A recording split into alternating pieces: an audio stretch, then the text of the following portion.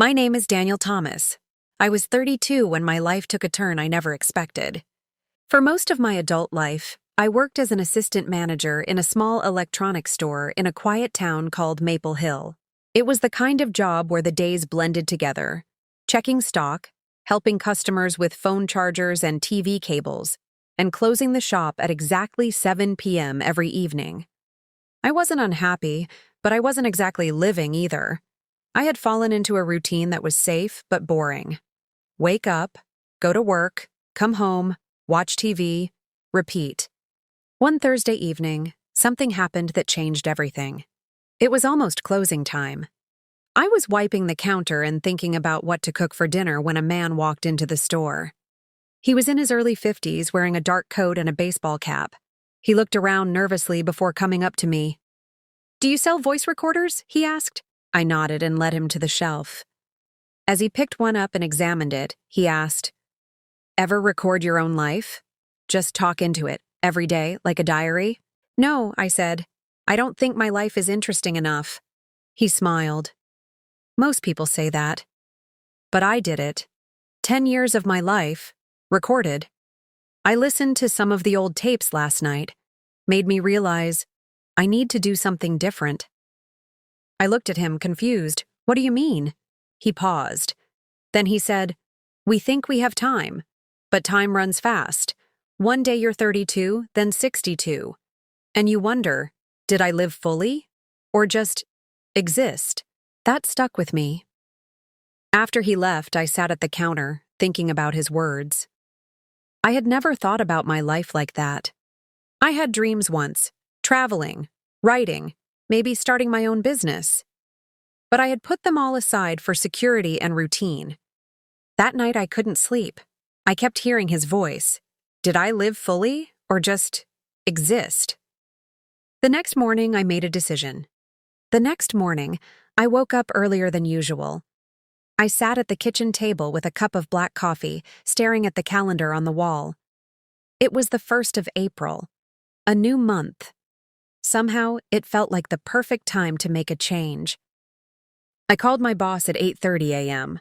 "Morning, Mr. Patel," I said, trying to sound calm. He was surprised to hear from me. "Daniel, everything all right?" "Yes," I said. "I just wanted to let you know. I'm giving my 2 weeks' notice." There was silence on the other end. "Are you sure?" he asked. "You've been with us 7 years." "I know, but it's time for me to try something different." He sighed, then said something I didn't expect. "I always knew you had more in you than this store. Good luck." After hanging up, I felt both scared and free. I didn't have a plan yet, but I had taken the first step. That evening, I visited my parents. They lived just a few miles away in the house I grew up in. When I told them about quitting my job, my mom looked worried. "What will you do now?" she asked. "I'm not sure yet," I said honestly. "But I want to travel. I want to write again. Maybe volunteer. I just want to feel alive." My dad didn't say much. He just nodded slowly and gave me a small smile. Later, when I was leaving, he pulled me aside. "You know, I wanted to be a painter once," he said, "before your mother and I had you. But I got a stable job at the bank instead. I don't regret it, but I do wonder, what if?" His words gave me courage. Over the next 2 weeks, I started planning. I sold a few things I didn't need, canceled my gym membership, and packed up my apartment. I also started writing again. Just small things, memories, thoughts, observations. It felt like rediscovering a part of myself I'd forgotten. Then I booked a one-way ticket to Chiang Mai, Thailand. I had read about it online. Quiet, beautiful, and full of digital nomads and artists. The flight was in 5 days. Before leaving, I bought a small voice recorder, the same kind that man had asked for in the store. On the first night after my flight, sitting in a guest house room, I pressed the record button. "This is Daniel Thomas," I said. "I'm 32. I just left my job, my routine, and everything familiar. I don't know what's ahead, but I'm ready to find out." The first thing I noticed about Chiang Mai was the warmth. Not just the weather, but the people, the colors, the food, the pace of life. Everything moved slower, more peacefully. I stayed in a small guest house in the old part of the city. It had a simple wooden bed, a fan, and large windows that let in the morning sun. From my room, I could hear birds, scooters, and sometimes monks chanting in the nearby temple. Every morning, I walked to a small cafe called the Yellow Mug. The owner, Knock, was a cheerful woman in her 40s who spoke great English. She served the best iced coffee I had ever tasted. One morning, I brought my journal and sat outside. I wrote about the street food, the quiet temples, and how strange it felt to be completely free. After a while, Knock came over. "You always write," she said. "Are you a writer?" I hesitated. "I want to be," I said. "I used to write when I was younger. I'm trying to start again." "You should write about here," she smiled. "About travelers. People come to Chiang Mai to find something." She was right. I had already met so many people, like Emma, a painter from Australia who left her corporate job, and Luis, a chef from Brazil who now taught cooking classes. One evening, I joined a local storytelling night at a small art cafe. There were only about 20 people. I signed up, feeling nervous but excited. When it was my turn, I stood up and shared my story. I told them about the man in the electronics store, about quitting my job, about wanting more than just a paycheck and TV dinners. When I finished, the room was quiet for a moment. Then they clapped. Afterward, several people came to talk. One of them was Anna, a teacher from Germany who had been living in Chiang Mai for a year. "You should write that down," she said. "People need to hear stories like yours." I started writing blog posts every week, sharing my experiences, the fears, the small joys, the new friends. I called it the Voice Recorder Diaries. I didn't expect much, but slowly people started reading and commenting. A man from California wrote, "Your story made me think about my own life. Thank you." A woman from Kenya said, "I read your blog every Sunday. It gives me hope." I was just sharing my truth, but somehow it was helping others too. Every night before bed, I recorded a message on the voice recorder. Sometimes it was just a few lines. "I had pad thai for lunch today, spicy and perfect. Talked to a monk. He told me, 'Be still. Everything you need is already inside you.' I'm not the same man who left Maple Hill." It was a Tuesday afternoon when everything changed. I had just finished writing a blog post called "The Day I Got Lost and Found Myself." It was about a hike in the mountains near Chiang Mai, where I took the wrong path and ended up in a small village. A kind old man gave me water and pointed me back to the trail. That small experience had made me feel deeply connected to life again. After uploading the post, I went to the market to buy fruit and noodles. When I returned to the guest house, my laptop was gone. At first, I thought I left it at the cafe, but when I checked, it wasn't there. I ran back to the guest house in a panic. I looked under the bed, in the closet, in my backpack. Nowhere. The manager came to my room. "I'm so sorry," she said softly. "Someone must have broken the window while you were out." I stood in silence. My laptop held my writing, my blog drafts, emails, even my unfinished stories from when I was a teenager. I hadn't backed up anything recently. Everything was gone. That night I couldn't sleep. I felt angry, lost, and foolish. "You gave up everything," I told myself. "Your job, your safety. And now look." I picked up the voice recorder. My hand was shaking.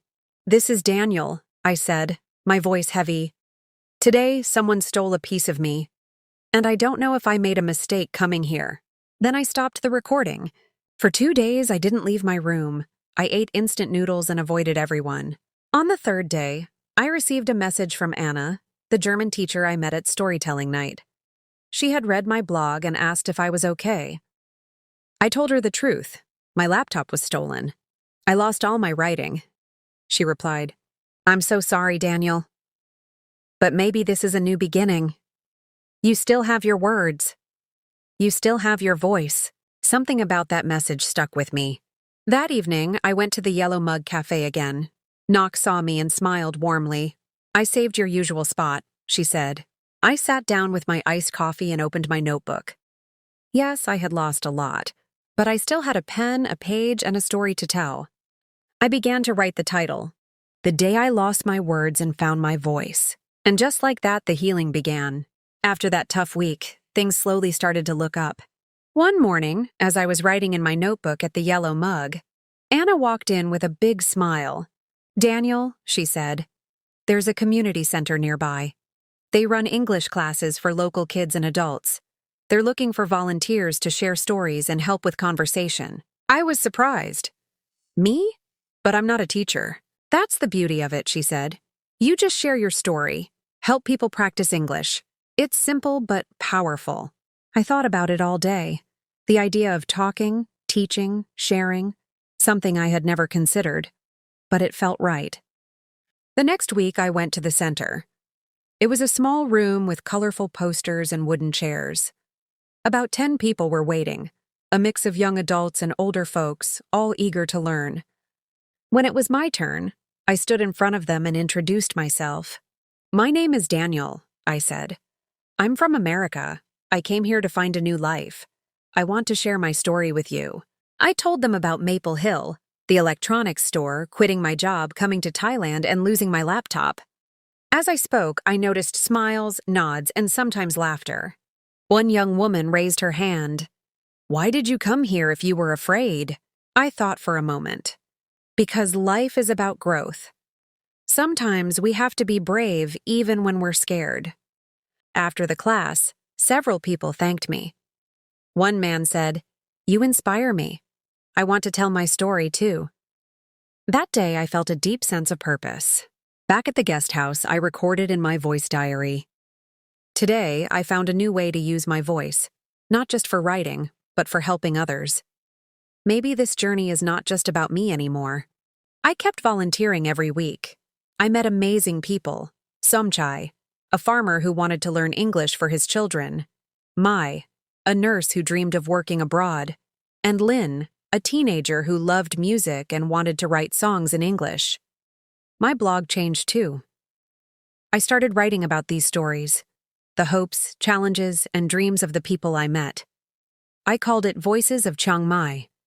Slowly, I realized that living fully wasn't about escaping life. It was about connecting with others, sharing our truths, and growing together.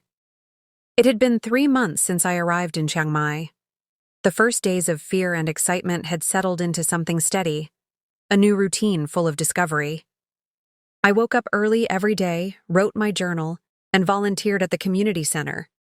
I met new friends, tasted strange foods, and slowly, the city felt like home. But one afternoon, as I sat in my favorite cafe, I received an email that shook me. It was from a publisher back in my hometown, Maple Hill.